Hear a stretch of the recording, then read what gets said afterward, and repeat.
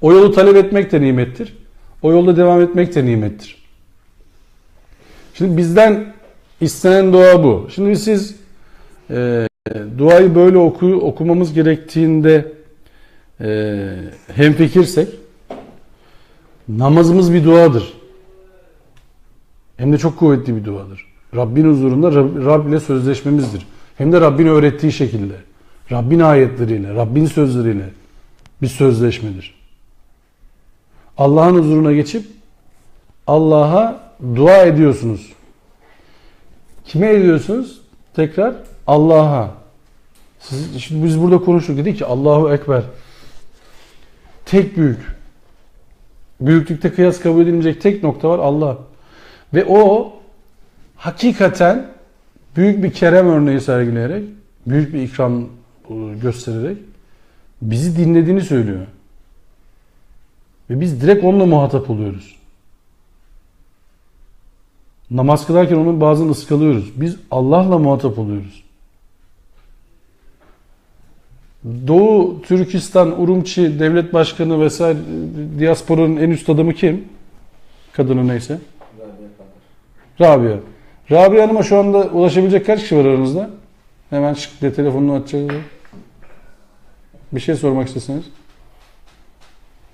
Araya kaç tane aracı koyacağız, bilmem ne yapacağız. Yaşıyor, bakacak, bakmayacak. Niye beni aradın bu saatte diyecek filan.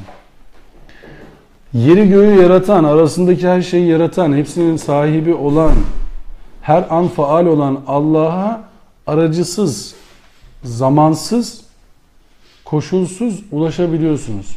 Namaz bunun anahtarı. Dua bunun anahtarı. O yüzden dua için yaşıyor desek insan belki de abartmış olmayız yani. Ayette var ya, duayeniniz olmazsa ne değeriniz var diyor. Evet. Da o ayeti kırpıyorlar ya, o yüzden benim o ayete geleceğim de. O ayet kırpılıyor ama niyeyse. Hangi ayet olduğunu biliyor musun? Tamam. Duayı biliyorsun. Duanız olmazsa Rabbim size ne diye değer versin ayeti var ya. O ayet bitmeden devamı var o ayetin. Diyor ki ancak siz yalanladınız. O yüzden azabı hak ettiniz. Şimdi demek ki soruya tekrar dönelim. Dua edip de duası kabul olmayan var mı? Dua edip de duası kabul olan var mı?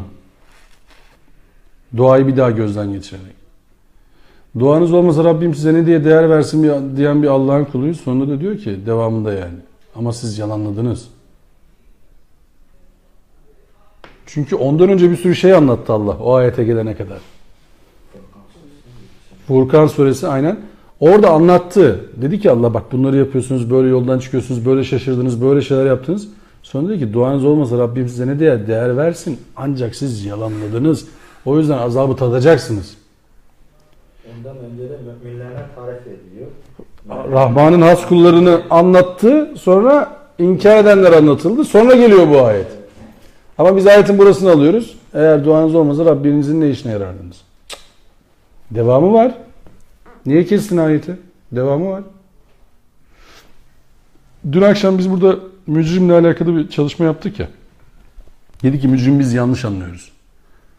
Mücrim Kur'an'a göre dün akşam ne olduğunu anladık değil mi? Kur'an'da mücrim ne demek yani? Cehennemi böyle kazanmış, hak etmiş, sonuna kadar cehennemde bile kendi doğrusunu savunacak hale gelmiş neredeyse. Çünkü tabiatı olmuş. Hatta sorgu suale muhatap olmayacak adam demek mücrim Kur'an'a göre. Bize göre mücrim arada bir günah işleyen, kafir değil, müşrik değil filan. Ama öyle değil işte. Şimdi bizim derdimiz ne? Bizim derdimiz duayı şöyle biliyoruz değil mi biz? Allah'tan istemek. Allah'tan istemek. Daha doğrusu Allah'a emir buyurmak. Hadi istemek diyelim. Biz de öyle olsun. Dua edelim. Dualarda buluşalım. Allah duanızı kabul eder. Şu saatte dua ederseniz kabul olur. Şu saatte yapılan dualar geri çevrilmez filan. Peki o saatten bir saat önce yapılan duaların geri çevrilme sebebi ne? O saatte yapılan duanın kabul olmasının sebebi ne? A şıkkını söylüyorum. O saatte duanın kabul olması tamamen piyango ile özetlenebilir. Allah öyle bir özel bir saat yaratmış. İşinize gelirse Allah'ın kudretinden sual olunmaz. Allah bazı saatlerde kabul eder, bazı saatlerde kabul etmez. O adam mesela o saati gelmeden önce vefat ettiyse ne yapacağız? Gitti, o yapacak bir şey yok. Allah'ın çalışma prensibi öyle. Ya buna inanacağız ya da Allah'ın ayetleri bizi inşa edecek. Şeyde bu Ali İmran 93. ayet ya 191 mi yanılmıyorsun? Allah'ın kulları yattığın, yürürken, 190-191. yatar, otururken, yatarken hep Allah'ını zikrederler. Allah'ın ayetleri üstünde tefekkür ederler. Ve derler ki sen bunları asla Bir batıl şey yaratmadın. Bir şey var. Sürekli her namazdan sonra okuduğumuz ayet-i kürsü var. Allah hiçbir zaman uyumaz, uyuklamaz. Hiçbir Demek, şey her almak zaman tutmaz. bir de duyan, işiten, gören bir Allah var. Şimdi şöyle görmek lazım. Bakara suresi 186. Estaizu billah ve izâ se'eleke ibâdiye anni fe inni qarib. Ucibu da'vete da'i izâ da'ani fel yestecibû li ve liyu'minû bi leallehum yerşudun. Eğer kullarım sana benden soracak olurlarsa iyi bilsinler ki ben çok yakınım. Bana dua edenin çağrısına hemen karşılık veririm. Öyleyse onlar da bana karşılık versinler ve bana inansınlar ki hak yoluna yöneltilsinler. Tekrar soruyorum şimdi soruyu. Allah diyor ki bak bana dua edenlerin duasına hemen karşılık veririm. Dua ettim, duam kabul olmuyor dediğimiz zaman biz ne demiş oluyoruz? Allah'ın yalan söylemiş. Yalan söylemiş. Bizde Allah'ın şeysine bir ayeti söylüyor ya. İnsan bazen kendi için şerri, hayır ister, gibi ister. İsra suresi. Ve Allah'ın mesela diyor ya, Allah Teala Bakara Suresi'de gene anlatıyor. Siz bilmezsiniz. Mesela size neyin sizden şer olarak gördüğünüzde hayır vardır, hayır olarak gördüğünüz şer vardır. Siz bilmezsiniz, Allah bilir. Buradaki prensibe göre Allah Teala'nın bizim bir şeyi istediğimiz zaman, ona canı gönülden istediğimiz zaman eğer o vermediği de Allah'ın bizim de duamızda kabul ettiğidir. Sonra belli bir zaman süre geçtikten sonra onu anlarız. Evet. Yani Hazreti Ali'ye atfedilen bir söz var. Ben Allah'ın Allah olduğunu her istediğimi vermemesinden anladım diyor. Her istediğimi vermemesinden anladım. Allah'ın Allah olduğunu.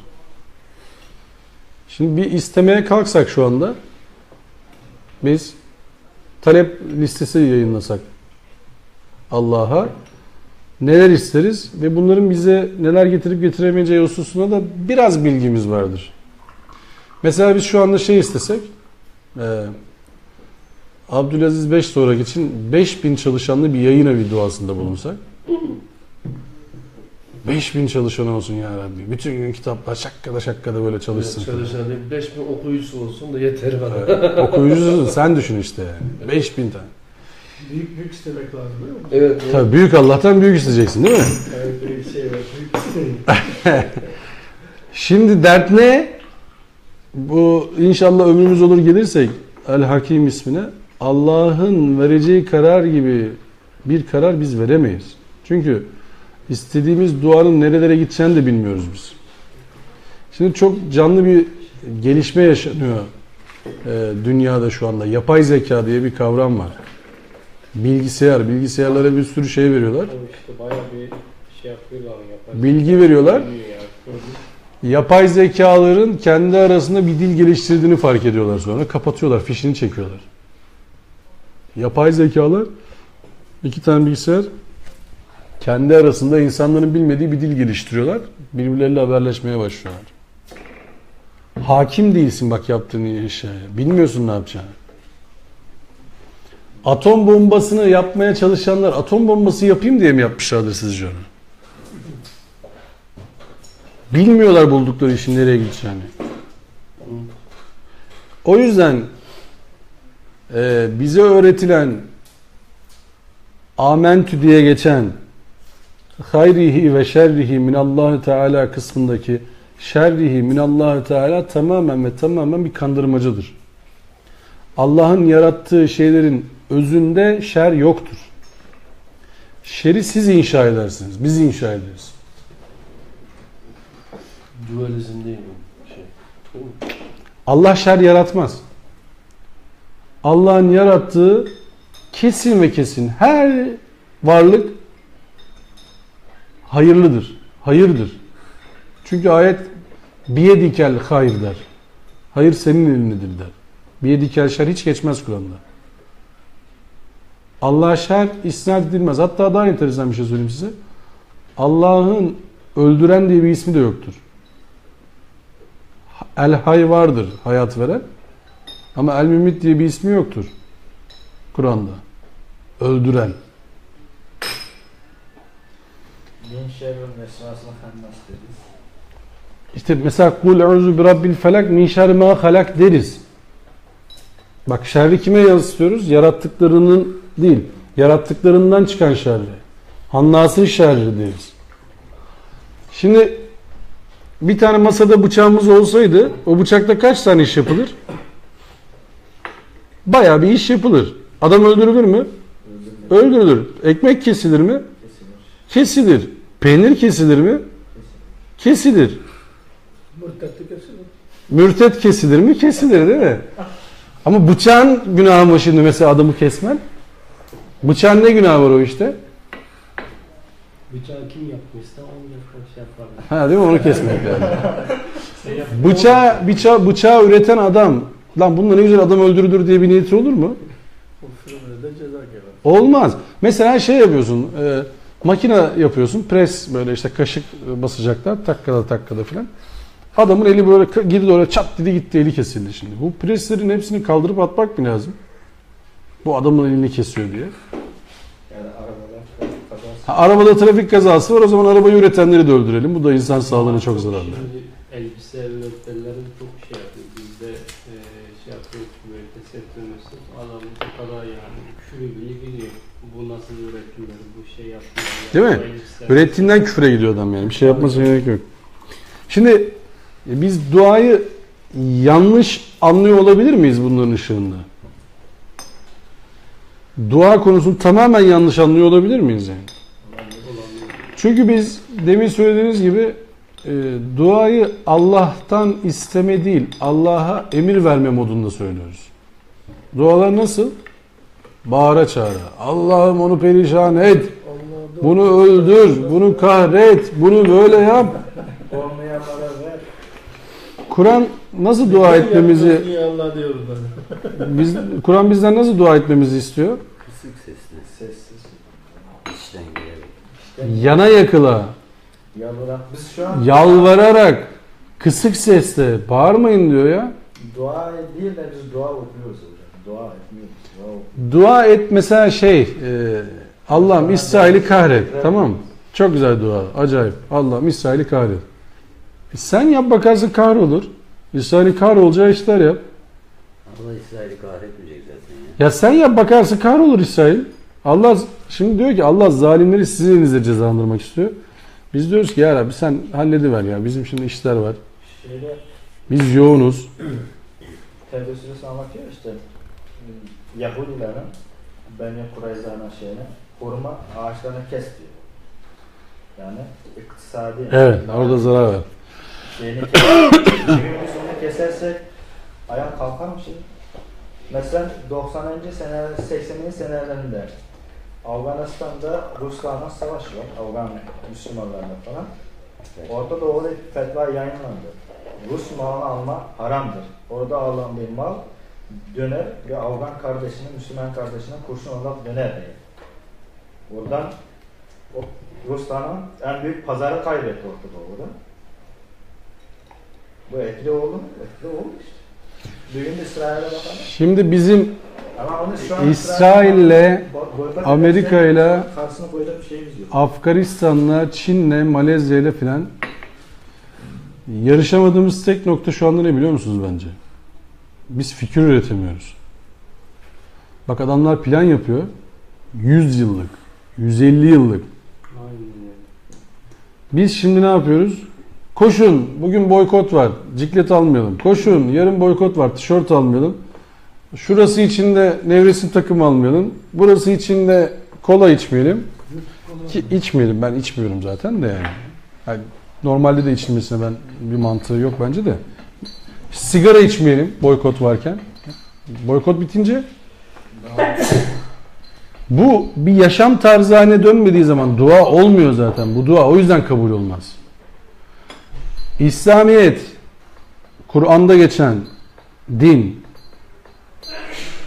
ibadet dini mi, kulluk dini mi? Yani ibadetin bir inşa maksadı var. Yani ibadet amaç mıdır, araç mıdır? İbadet için yarattı ya hocamız. Ama Bak orada ne diyor? Ve ma halaktel cinni vel ins illa liya'budun. Sadece Allah'a kulluk etmek. Kulluk etsinler diye yarattı. Kulluk etsinler diye yarattı. Aradaki fark çok. Mesela şeye bakarsan Mekke döneminden Medine dönemi var. Ağırlıklı, hüküm, ibadet ağırlıkları şerifleri Medine'ye geçişten sonra gelmeye başladı. Ama neydi? Yani bizim derdimiz şu dua ederken, duayı anlamaya çalışırken.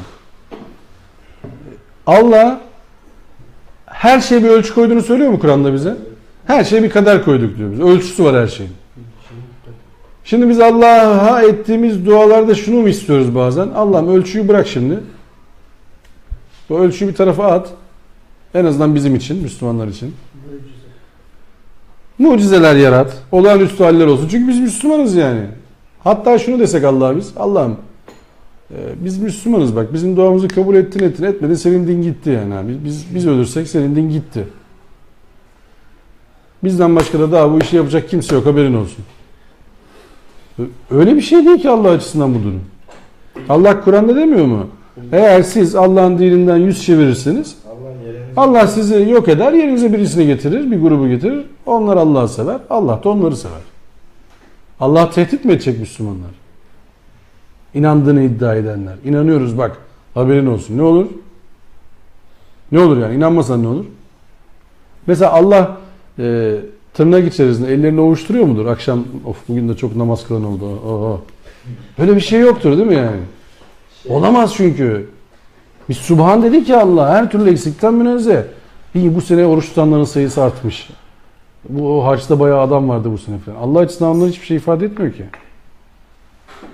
Hacca gitmek midir iş?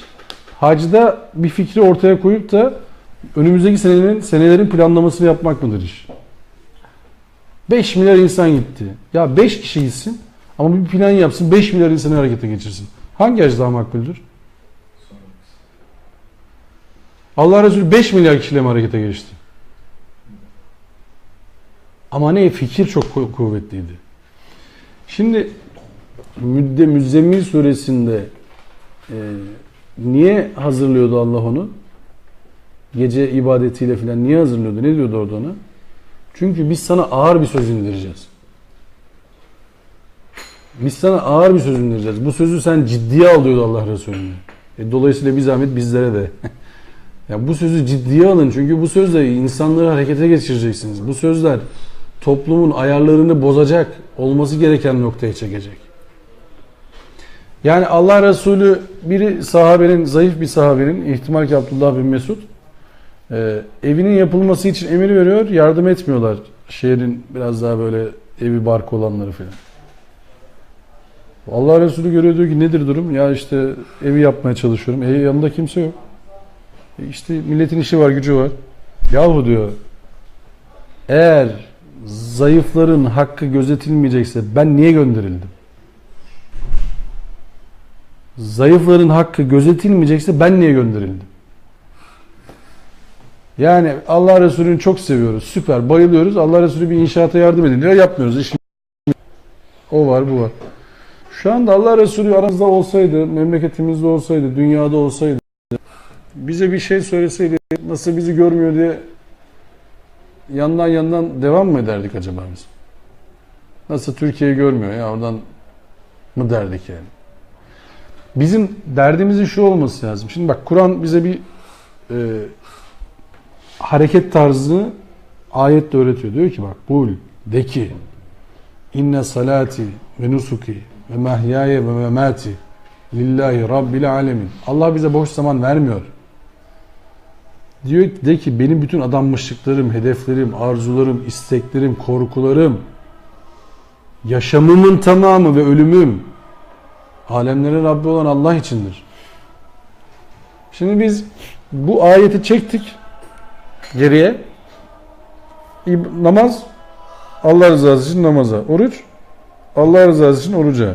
Zekat Allah rızası için zekata. Ticaret, arkadaşlık, evdeki karı koca ilişkileri, çocuğumuz olan diyaloglar, ana babamız olan diyaloglar. Hangisi Allah için değil mesela? Yaptığımız hayatımızdaki ne Allah için değil? Orada tehlike var. Bir şey yapıyoruz Allah için değil. Orada büyük tehlike var işte. Şu an bizim yaptığımız rivayet var. Camide aramıza şeytan girmesin diye bacağa dayıyoruz omuz omuza. Evet. Ama kalıp da araya şeytan giriyor mu ona bakmıyoruz. Camiden çıkınca aynı safta namaz kılan kişinin hangi bir derdi var, nasıl bir derdi var, ne sıkıntısı var ona bakmıyoruz. Bizim de aynı safta olduğunu bilmiyoruz ki bakalım. Ama bu Türkiye'de değil aslında. Söylediğimi geçer. Aynı sattım, aynı mezhepti. Türkiye'de öyle yaparsan değil mi? Bak bizim ümmet dediğimiz bir gerçek varsa yani sözde ümmet bundan uzak şu anda. Şu anda hani İslam ümmeti dediğimiz, Müslüman coğrafyası dediğimiz 1.2 milyar insan niye zillet içerisindeyiz ya? Niye? Fatır suresi 10. ayet değil mi? Eğer gerçek güç, kuvvet arıyorsanız bunun tamamı Allah'a aittir diyor Allah. Orada dua kadar güzel bayan var dualarda. Ona güzel sözler yükselir. Onu güzel sözleri yükselten ne? Salih amel. Şimdi salih amel yok. Biz diyoruz ki ya Rabbi öyle yap. Olmadı böyle yap. Ya Rabbi şöyle de yap. Roket var ona yakıt. Hangi ayet olacak? Fatır 10. Fatih. Şimdi bu ayetleri mesela yok mu sayalım biz dua ederken? Allah salih amelle yapın diyor duanızı. Ona güzel sözler yükselir diyor. O güzel sözleri yükselten de salih ameldir diyor. Hatta hani böyle çok okuruz ya böyle kısa olduğu için herkes de bilir. Asr suresi diye bir sure var ya. Ya orada 4 tane yırtan adamdan bahsediyor değil mi? İnsanların çoğu isyandadır. Ancak iman edenler, salih amel işleyenler, hakkı tavsiye edenler, sabrı tavsiye edenler. İmanla salih ameli ayıramazsın birbirinden. Salih amel ne? Salih amel namaz değil. Salih amel üçüncü kişilere yapılan iş. Başkasını mutlu ettiğin zaman mutlu olmandır salih amel. Yani küresel iyilik hareketidir. Sen dünyanın hiçbir noktasında hiçbir mazlum kalmayana kadar yapacağın iştir salih amel. Evde akşam çok güzel namaz kıldık. Tesbih namazı 1000 rekat. Süper zevk aldık falan. Bunun şeye ne faydası var? Urumçi'ye ne faydası var? Söyleyin bana. Biz işte Maun suresini daha anlayamadık. İşte bunu söylediğimiz zaman adam diyor ki namaz kılmayalım mı? Kıl kardeşim. Namaz kılmamakla ne alakası var bu söylediğimizin? Kıl. Kıl da namazdan arta kalan zamanlarında da bir zahmet toplama bir bak yahu. Etrafındakilere bir bak. Allah demiyor mu? Zenginlerin malları üzerinde yoksulların payı vardır. Diyor da peki para verip kurtulacağız mı? Değil abi. Para verip kurtulma değil iş. Adam çocuk yetiştireceksin. Adam yetiştireceksin. Hanım yetiştireceksin. Yahu evleneceğiniz kadına bakıyorsunuz. Çocuğunuza kız alacaksınız filan. Çocuk neye bakıyor? İster istemez güzel mi işte filan. Boyuma uygun mu? Kız neye bakıyor? O da güzelliğe bakıyor. Sonra parası var mı? Arabası var mı? Ailesinin durumu nasıl? İmanı var mı? O da o zaman ne olur? O zamana kadar olmamış. Sonra nasıl olacak arkadaş ya? Evinizdeki mesela hedef ne? Hedef. Çatıyı neyle kuruyorsunuz? Evin çatısını kuracaksınız. Neyle kuracağız? Evin içinde Allah yok. Sizden önce Allah'ın girmiş olması lazım değil mi oraya? Zihninizi öyle inşa etmiş olmanız lazım değil mi? Şimdi ne bizdeki şey ne? Kadınlarla evlenmeyin. Hangi kadınlarla? Nisa suresini okumamış. Kadınlarla evlenmeyin. Diyelim okudu. Hemen de okur. 2 dakikada da okursun. Ne olacak yani? Ne oluyor? Yapmayınca ne oluyor? İddiadan ispata dönmeyen bir hayat ne fayda veriyor? İddia sadece. İspat et. Allah ispat istemeyecek mi bizden? Şu ayeti kime söylüyor Allah sizce? İman ettim deyip bırakılacağınızı mı zannettiniz? Bunu kime söylüyor? İman etmeyenlere mi söylüyor bunu? İman etmeyenlere Allah bu soruyu sorar mı? İman ettim deyip kurtulacağınızı mı zannettiniz? Şimdi bizim derdimizin şu olması lazım biraz duada. Allah'ım dua edeceğiz de acaba bu konuyla alakalı. Şimdi mesela Abdülvaris bize çay getirsin diye dua edelim. Abdülvaris çaycıyı bilmiyorsa, çay ne demek bilmiyorsa, bu binada çayın olup olmadığını biz bilmiyorsak, o çayın buraya gelme ihtimali var mı? Siz lağman mı yapıyorsunuz yemek? Şimdi ben şuradaki küçük ev lokantasını arayayım diyeyim ki bana lağman yolla 1,5 porsiyon ne yapar? Makarna mı?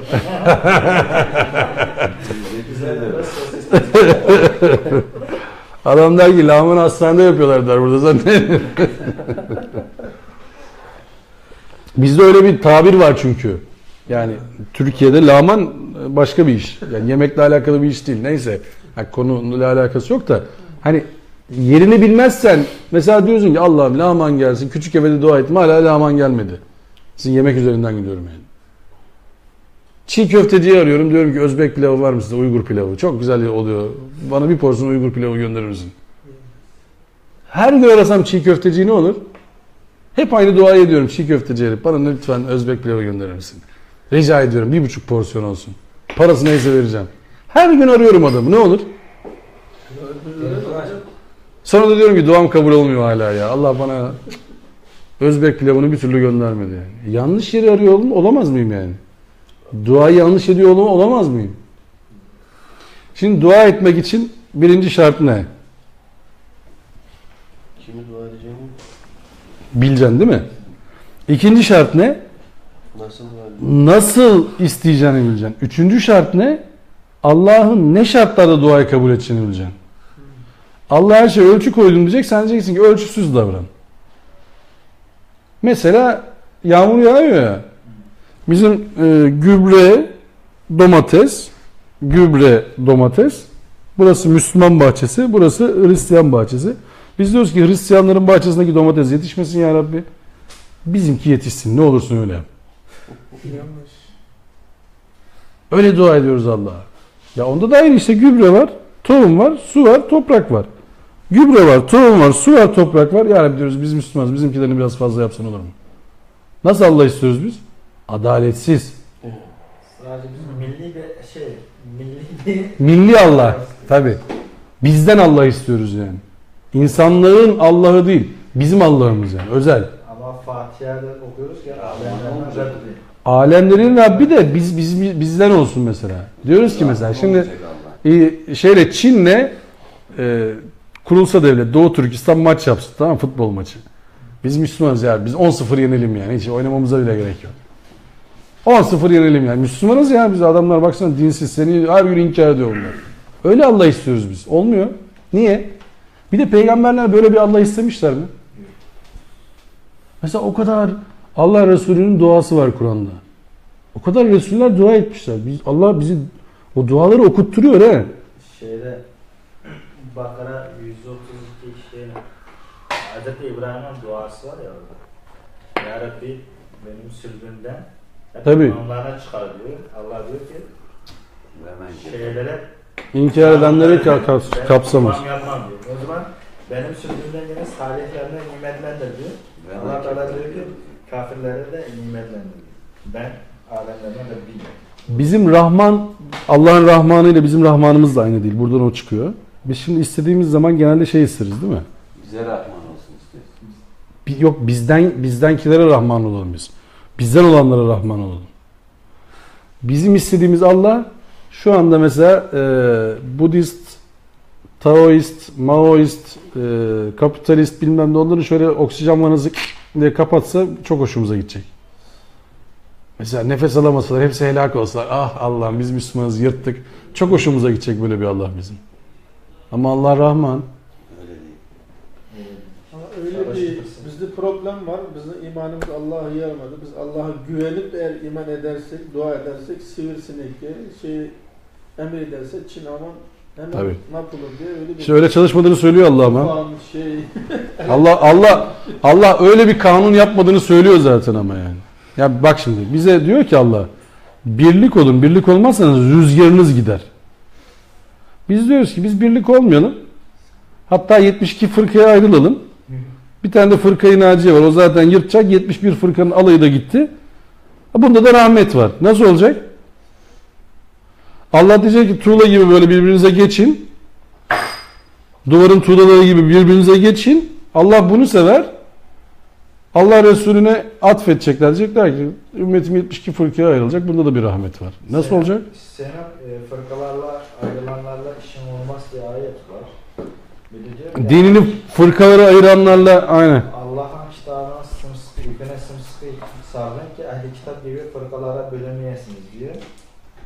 Ama bölünmek bizim işimiz değil. Şimdi dert ne? Nerede buluşacağız diye soruyorlar. Bu soru ne biçim bir soru? Ne demek nerede buluşacağız? Fazlalıklarınızdan kurtulun hemşerim, bana ne? Fazlalıklarınızdan kurtulun. Bizle alakalı bir durum değil ki nerede buluşacağımız sorusu. Yani Allah diyor ki Allah'ın ipine sımsıkı sarılın. Buyurun. Sizin kitap üzerinden gidersek Allah'ın ipine sımsıkı sarılın. Başka hangi ipten bahsediyorsunuz siz? Paralel ipler mi attınız araya? Allah'ın dinine kaynak yapmayın hemşerim yani. Bu sizin derdiniz. Bilmem ne hoca efendi ne olacak? Bana ne olacaksa ya beni ilgilendirmiyor ki. Bizim birleşeceğimiz nokta orası değil. Bizim birleşeceğimiz nokta ne biliyor musunuz? Tüm insanlıkla. İnsanları çağır diyor değil mi Hazreti İbrahim'e? İnsanları çağır, Müslümanları değil.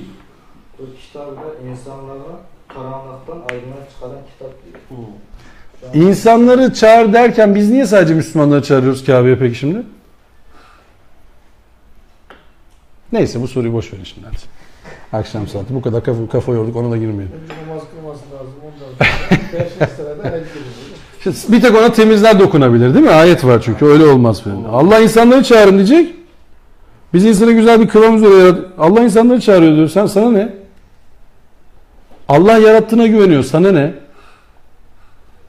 Allah defolu mu yarattı onları? Sana ne? Tekelcilik. Ya işte dua ederken bak biz bunları ıskaladığımız için sevgili arkadaşlar duaya hakim değiliz biz. Şu anda bir açın kapatın şu telefonu ya. Nerede? Ha şu tarafta. Bak şurada. Dua ederken duanın gereklerini yapmıyoruz. Mesela iş güç sahibi arkadaşlarız. İşte bir şeyler yapmaya çalışıyoruz. Öğrenci arkadaşlarımız var falan. Dua edelim şimdi. Abdülvaris'in yarın imtihanda 5 üzerinden 5 alması için dua edelim şimdi. Ama Abdülvaris yarın imtihana gitmesin. Yarın da 5 alacağına inanan böyle bir dua inanan var mı aranızda? Yarın işe gitmeyip de bir sürü satış yapmayı bekleyen var mı? Sevkiyat var yarın yapılması lazım. O sevkiyatı yapmayalım ama dükkandaki mallar diye müşteriye gitsin. Böyle bir duaya inanan var mı? Böyle bir duaya inanan bir Allah Resulü gördünüz mü Kur'an'da? Bu duaya inanan Allah Resulü gördünüz mü? Yok. İtiraz gelmesi lazım. İtiraz ne? Helakler var. Helak etti Allah. Yahu insanların nasıl helak edileceği Kur'an'da zaten yazıyor. Siz günahı yaşam haline getirirseniz Allah helak edeceğini söylüyor. Oraya bir Resul geldiyse, elçi geldiyse bilin ki son çıkıştır zaten o. Orada olan olmuştur. Ya hakikate uyacaklar, kurtulacaklar ya da zaten sonları hazırlanmış. Yani şöyle düşünün. Burada gaz kaçağı başlamış. Tamam mı? İnsanlar da böyle kabloları birbirine yapıyorlar. Şase yaptırmaya çalışıyorlar. Ya da bir tane çocuk var kibritle oynuyor böyle. Ama çakamıyor. İşi bilen birisi geliyor. Gaz kaçağını fark etmiş. Onun da patlayacağını fark eden birisi geliyor. Diyor ki yapma, patlayacak burası. Birazdan patlayacak. Yapma. Gaz kaçağı var. Burası alev alır. Sakın yapma. İnsanların iki hakkı var orada. Gaz kaçağı mı? Kontak mı? Alev mi? Yapmayayım o zaman. Ya da biz ne kadar zamandır yapıyoruz bunu. Hiçbir şey olmuyor. Devam. Olacak zaten. Olacak. Yani yangın kulesindekidir Allah'ın elçileri. Yangın gözetleme kulelerindekilerdir Allah'ın elçileri. Siz şimdi insana gidiyorsunuz, diyorsunuz ki bak yanlış yere gidiyorsun, yapma. Adam diyor ki ya sen geç abi, benim dedem de buradan gitmiş. Ölmüş. Ölmüş ama deden de aynen ölmüş. Şimdi diyorsun ki sigara içme, kanser oluyorsun. Benim dedem de kanser oldu, bir şey olmuyor, 60'a kadar yaşıyor. Oğlum sen 60'a kadar yaşayamayacaksın. Ölmüş, yapma. Diyor ki bana bir şey olmaz. Ne istiyor? İşte yine hukuksuz, böyle adaletsiz çalışan bir Allah istiyor. Şansa çalışan bir Allah istiyor. Böyle dua olmaz o yüzden. Dua ediyoruz, duamız kabul olmuyor. Bir hamd, elhamdülillah okurken hatırlıyor musunuz? Hamd hangi durumlarda yapılır diye bir soru vardı. Soru sormuştuk. Hamd her durumda yapılır. Bazen duanızın kabulü olmaması da çok büyük hamd sebebidir hem de. Demin dedim ya, şimdi Abdülaziz desin ki benim 5000 kişilik matbaam olsun. Olsun da görelim, bir de Abdülaziz'i görebiliyor muyuz? Var, örneği var burada. Abdülaziz'i bir daha görebiliyor muyuz? Dersinin önünden geçebiliyor mu bir daha acaba? Ya diyor benim işlerim çok abi ya filan. Hani anlatırlar ya sürekli. Salebe diye bir adam varmış. Sürekli anlatırlar camilerde filan. Niye anlattıklarını bilmem de yani güzel bir örnek diye söylüyorum. Çünkü olur olmaz yerden anlatıyorlar çünkü.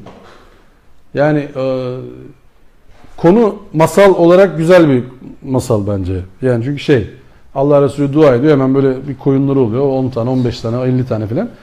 Ondan sonra ne camiye geliyor, ne cumaya geliyor. İşte ondan sonra diyor ki ben zekat mekat da vermem filan. Şimdi mantık olarak düşünün. Bazen iş sizi sizden alıyor. Demiyorum ki çalışılmasın, demiyorum ki ticaret yapılmasın. Ancak zamana, ana, olaya mahkum olursanız yaşadığınız gibi inanmaya başlarsınız. İnandığınız gibi değil. Yani inandığınız gibi yaşayamazsanız yaşadığınız gibi inanmaya başlarsınız. Allah'ın söyledikleri bugün için çok önemlidir. Niye? Vakit var. Çok para yok. Zekatı da kabul ediyorsunuz. Çok para olmayınca zekat vermeyi herkes kabul ediyor. Ben size söyleyeyim bak. Adamın zekat verecek durum yok. Zekatı kabul ediyor. Hatta diyor fazla fazla verirsin.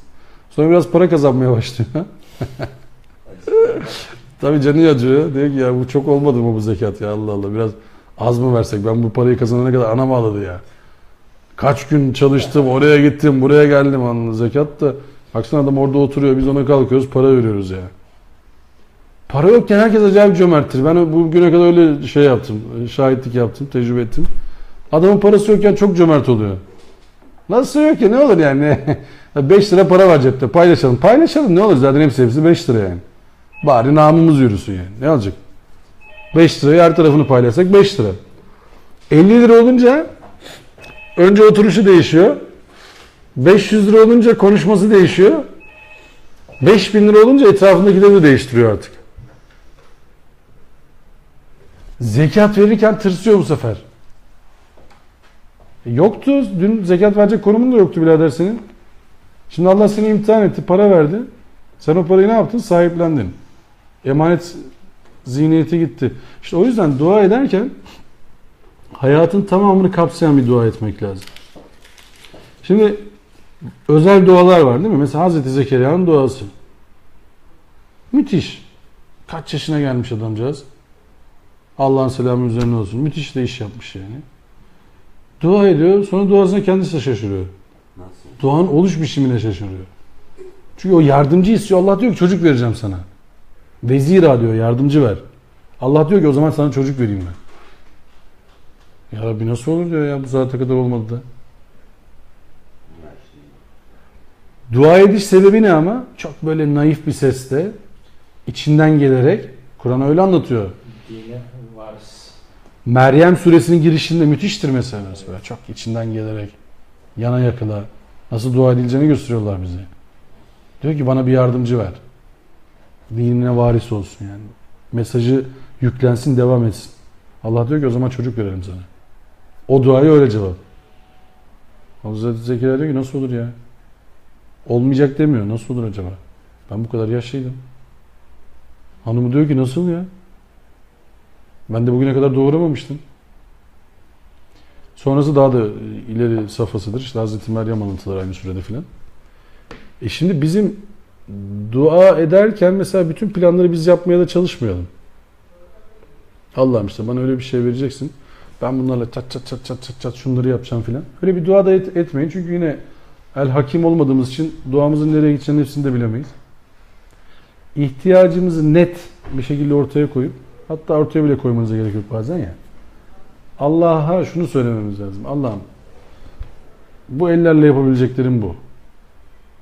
Ben elimden gelenin tamamını yaptım yani. Yardımına ihtiyacım var. Yani şunu derse insan, Allah'ım bittim. O zaman Allah yettim diyebilir. Allah'ım bittim. O zaman Allah'ın elini bizim elimizin üzerinde hissedebiliriz. Allah der ki yettim, merak etme. O zaman olmadı duanız, dersiniz ki bu hayırlısı böyleymiş demek. Çünkü Allah başka kapı açacak.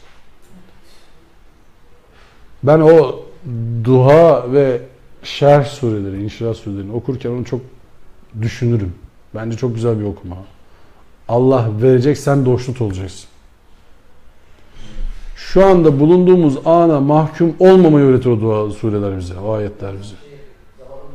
Allah bize verecek, biz hoşnut olacağız. Ama dert ne? Verildiği zaman, bir işi bitirdiğimiz zaman kalkıp tekrar başka işe yöneleceğiz. Ve rağbetimiz illaki ve illaki İyyâke na'budu ve iyyâke nestaîn. Ancak Allah'a kulluk edeceğiz. Ancak Allah'a yöneleceğiz. Ve rağbetimiz sürekli Rabbimize olacak. O zaman arttırır Allah. Le in şekertu le yezidennekum. Eğer şükrederseniz, Allah'tan geldiğine inanarak, Allah'tan bilerek hareketlerinizi, düşünce dünyanızı tanzim ederseniz, Allah size ilminizi arttırma fırsatı verecek. Şükrünüzü arttırma fırsatı verecek. Fatır suresi girişi, Allah kullarda kapasite artışına müsaade edendir. O yüzden iki ayeti birlikte okuduğunuz zaman, madem Allah kapasite artışına müsaade ediyor, madem şükredince artırıyor, Allah şükrümüzü artırır. Şükrümüzü artırmasının mantığı ne? Biz şükrü bilinçli yaparsak, yani farkındalıktır iş. Farkında olursak, Allah'tan istersek, sadece Allah'tan istersek, Allah'tan istenmesi gerektiği gibi istersek, salih amellerle istersek, Allah'ın esmalarına sahip çıkıp esmalarıyla hayatımızı tanzim edersek, o zaman Allah verir. Yok, böyle yapmıyoruz, Allah yine versin, o zaman Allah vermez. İsrail'e verecek. Yani bilimi ikinci sıraya koyamayız. Araştırmayı üçüncü sıraya koyamayız. Böyle bir şey yok. Hepsi bunların bütündür. Bir işin olması gerekenleri bellidir. Hesap kitap bellidir. Sadece hesap dairesi içerisinde bereket diye bir kavram var Kur'an'da, değil mi? İşte bereket dediğimiz kavram hesabı kitabı aşan bir şeydir. Çünkü ne diyor Allah? 1'e 10, 1'e 70, 1'e 700 daha fazla veririm. Bunu hesaplayamazsınız siz. İşte o yüzden diyorum, bir karar yaparız da, planlama da yaparız ama Allah'ın bereket katsayısını bilemeyiz. O işin nasıl bir hayır doğuracağını bilemeyiz. Biz şimdi buradan kaç kişiyiz? 6-7 kişiyiz diyelim, tamam mı? Konuşuyoruz. Ben ne bileyim bu konuşmalar kime gidecek, kime gitmeyecek? Bilemem. 7 kişi üzerinden hesap etmem. Edemem. Bereket katsayısını bilmiyorum bu masanın. Allah'ın bu masaya, bu konuşmaya, bu eyleme nasıl bir bereket vereceğini ben bilemem. Mümkün değil, bilemem. Belki sizin söyledikleriniz, başka bir yerde söyledikleriniz daha çok tesir edecek. Mustafa Hoca, selam olsun ona, yani yazarken ya ileride bunu Abdülahad gelir şeyde vakıfta dinler diye yazmış mıdır kitabı? Ya Abdülaziz bu kitabı Uygurca'ya çevirmek için uğraşır, Çince'ye çevirmek için uğraşırlar. Öyle bir bilemez ki ya, mümkün değil. Öyle bir hesap kitabı yok bu işin. Bereket dediğimiz herhalde biraz da bu olsa gerek. Siz bir iyilik yapmaya kalkarsınız, o iyiliği nasıl üreyeceğini, nasıl tekrar iyilik üreteceğini bilemezsiniz, tutamazsınız onu aklınızda. Öyle bir hesap yok. Belki öyle hesap yapsanız o iyiliği yapmaya fırsat bulamazsınız hesap yapmaktan. Saymayın, bereketi kaçar derler bizde. Alırsın parayı, der ki sayma, bereketi kaçar. İyilik sayılmaz. İyilik sayılmaz. Yani böyle sevdiğine bir şey hediye ederken sayar mısın onu? Sana kaç tane iyilik yaptım biliyor musun filan diye. Allah'ın sayacağını hesap ediyor musunuz? Yok. Allah bize diyor ki ya siz hesaplamayın onu yani. Biri 10, biri 70, biri 700 o. Hatta sınırsıza gidiyor ya daha fazlası. Bizim yaptığımızda Allah'ın hesabı aynı değil. Biz şimdi hesaplıyoruz. Kaç ders yaptık? 100 ders. Ne biliyorsunuz 100 ders olduğunu? Ben onu bilmiyorum. Allah'ın huzurunda göreceğiz. Allah'ın huzurunda göreceğiz. Kaç tane ders olmuş kafamızda? Kaç tane kavramı anlamışız? Bilmiyoruz ki. Yani ben bilmiyorum. Siz biliyorsunuz da sizin özelinizde. Ama ben sizde kaç tane etki yaptığını bilmiyorum ki. Sizin mesela anlattığınızın başka bir yerde konuşsanız burayla alakalı. O kardeşte, arkadaşta, ablada neyse nasıl etki ettiğini ben nereden bilemem ki. Biz konuşurken biz normal buradaymışız gibi konuşuyoruz. Ama bu söz yankılanıp başka tarafa gidiyor. Belki birisinin başka bir anlamasına vesile oluyor. Evet, Esma derslerinin bir kendi içerisinde bir uygulaması var. Konu bittiğinde duayla, her ismin sonunda bir dua var. Allah ismindeki duayla bitirelim isterseniz bu akşamımızda. Konusunu duayla bitirebiliriz. Evet, dua etmişken bu kadar duayla bitirelim. Yani dua ediyoruz. Şimdi bir hayır için bir şey yaptığınız zaman sonunda dua etmek için ayrıca bir seremoni yapmanıza gerek yoktur. Çünkü siz duayı ettiniz, fiili duadır bu. İki kavram var diye konuşsak hatalı bir şey söylemiş olmayız. Kavli dua, fiili dua. Yani söylenen, yapılan. Eğer fiili duanızı Allah'ın dediği gibi, Allah'ın koyduğu ölçüde yaparsak emin olun o yaşamımız duaya döner. O zaman dua etmeye de yani ekstra bir zaman ayırmazsınız. Hayatınız dua olur o zaman. Yaşayan dua olursunuz. Cisimleşmiş dua olursunuz. Allah hepimiz öyle bir şey olmayı nasip etsin. Bana çok dua ettiler hocam. Efendim? Allah seni hidayet etsin dedi. Evet. Bana hidayet etti de. İyi bir şey. Yani dua iyi bir şey ya. Yani mesela o Kur'an'da diyor ya sen zikri yap yani sen hatırlat. Hatırlatmak fayda verir. Verse de değil yani verir. İnsanın vicdanı hep iyiye çağırır değil mi insanı? İç benliği. Hep iyiye çağırır.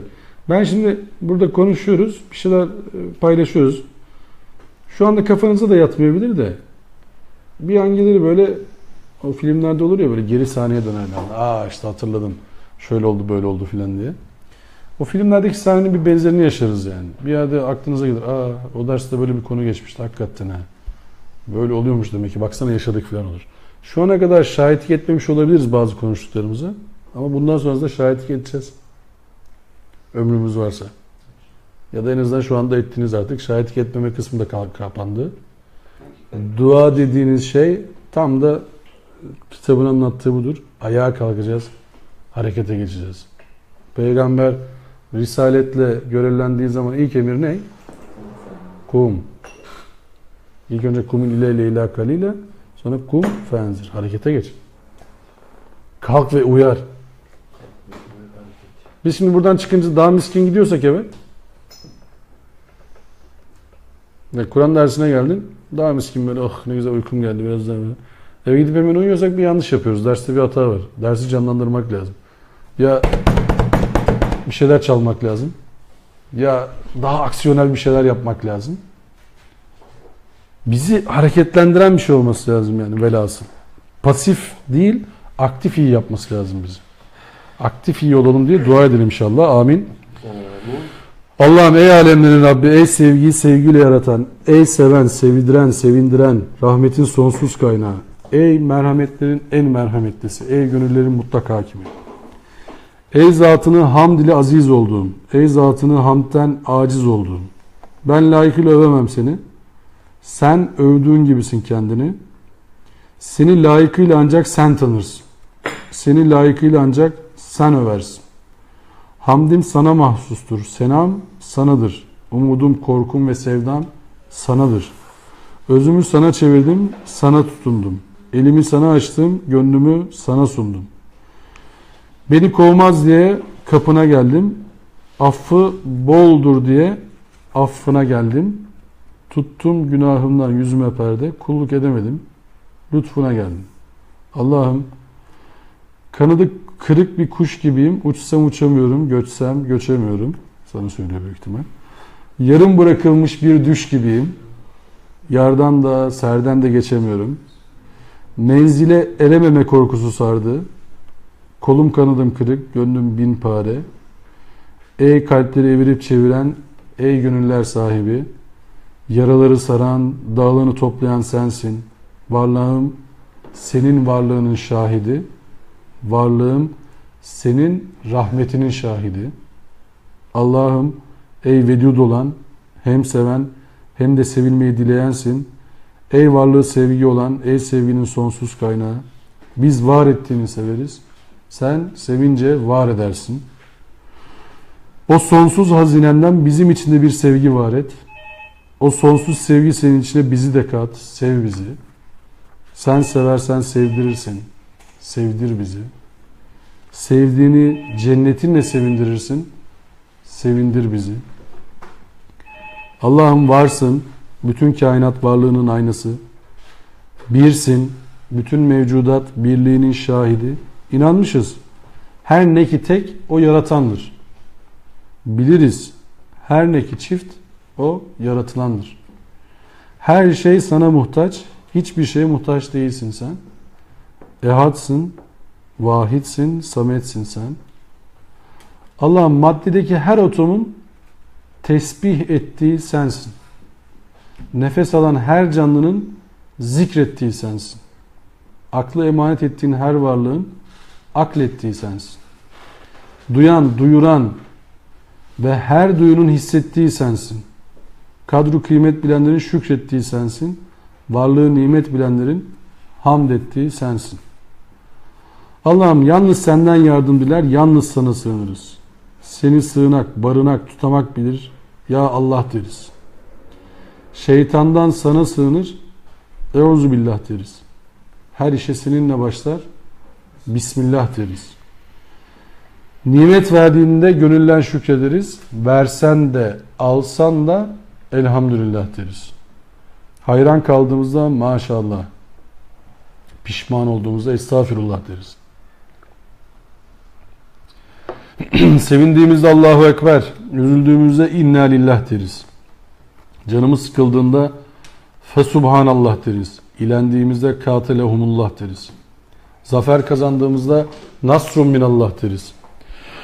Rızık kazandığımızda er-rizku alallah deriz. Bir iş arzu ettiğimizde inşallah deriz. Bir işi başardığımızda biiznillah deriz. Güçlük karşısında la havle ve la kuvvete illa billah deriz. Söz verdiğimizde vallah billah deriz. Allah'ım ben kulum, sen Allah'sın. Ben isteyenim, sen verensin. Ben susayanım, sen su varansın. Ben muhtacım, sen ihtiyaç giderensin. Ben kendime yetmeyen, sen her şeye yetensin. Ben beni bilmeyen, sen beni benden iyi bilensin. Ben bende olmayan, sen şah damarımdan daha yakın olansın. Kul kulca ister, sen Allahça verensin. Halim arzu halimdir, duruşum duam. Sensizsem neyim var, senliysem ne gam. Allah'ım benliğimin yaktığı ateşte yakma beni. Beni nefsime kul etme. Kul et nefsimi sana. Bir lahza dahi bana bırakma beni. Sen bana yetersin, yetmem ben bana. Bilmediğimi bildir, görmediğimi göster. Sen bildirmezsen bilemem, göremem göstermezsen. Gönlüme huzur, gözlerime nur, dizime derman ver. Sen ol deyince olur, olmaz ol demezsen. Canana can, cana canan kalbe ferman ver. Ne olur bırakma beni bana, sen bana yetersin, yetmem ben bana. Allah'ım ellerimizi bırakma. İmanı olanın imkanı tükenmez. İmandan ve Kur'an'dan ayırma. Kur'an'dan mahrum olana ışık erişmez. Kitaba uyanlardan kıl. Kitabına uyduranlardan kılma. Kur'an'ı bizden razı, bizi Kur'an'dan razı kıl. Hesap gününde Kur'an'ı şahit kıl, şikayetçi kılma. Kur'an'ı bize aç, bize Kur'an'ı aç. Susuz yüreklere vahyi elimizle saç. İnsanlık zaman çölünde bu suya muhtaç. Allah'ım beni Allah'la aldatanlardan etme. Allah'la aldatanlara aldananlardan etme. Şeytanın eylemlerimizi süslemesine izin verme. şeytanın süslediği eylemlerimize izin verme. Allah'ım Hz. Adem'in tevbesini, Hz. Nuh'un direncini ver. Hz. İbrahim'in imanını, Hz. İsmail'in teslimiyetini ver. Hz. Yakup'un dirayetini, Hz. Yusuf'un iffetini ver. Hz. Musa'nın celadetini, Hz. Harun'un sadakatini ver. Hz. Davud'un sadasını, Hz. Süleyman'ın gayretini ver. Hz. Eyyub'un sabrını, Hz. Lokman'ın hikmetini ver. Hz. Zekeriya'nın hizmetini, Hz. Yahya'nın şehadetini ver. Hz. Meryem'in adanmışlığını, Hz. İsa'nın safiyetini ver ve Hz. Muhammed'in muhabbetini ver ya Rabbi. Allah'ım bana eşyanın hakikatini göster. Bana hakikate itaat, batıla isyan, liyakati lütfet. Dininin derdini derdim kıl. Özel dertlerimi satın al. Bana tadına doyum olmayan kerim acılar yaşat. Allah'ım imanımı aklımın elinde esir etme. Aklımı hissiyatımın elinde rezil etme. Hissiyatımı şehvetimin elinde zelil etme. Allah'ım ağlamayan gözden, sızlamayan özden, kızarmayan yüzden sana sığınırız. Şirkten, küfürden, müşrikten, cahilden, gafilden, kafirden sana sığınırız. Harama dayalı servetten, hak edilmemiş şöhretten sana sığınırız. Korkaklıktan, pısırıklıktan, kıskançlıktan sana sığınırız. Hasetten, fesattan, kesattan, nifaktan, fısktan, fücurdan sana sığınırız. İftiradan, ihanetten, cimrilikten, kincilikten sana sığınırız. Allah'ım bırakma bizi, tut elimizi. Ve ahiru da'vana enilhamdülillahi rabbil alemin. Rizanillah Teala. El Fatiha.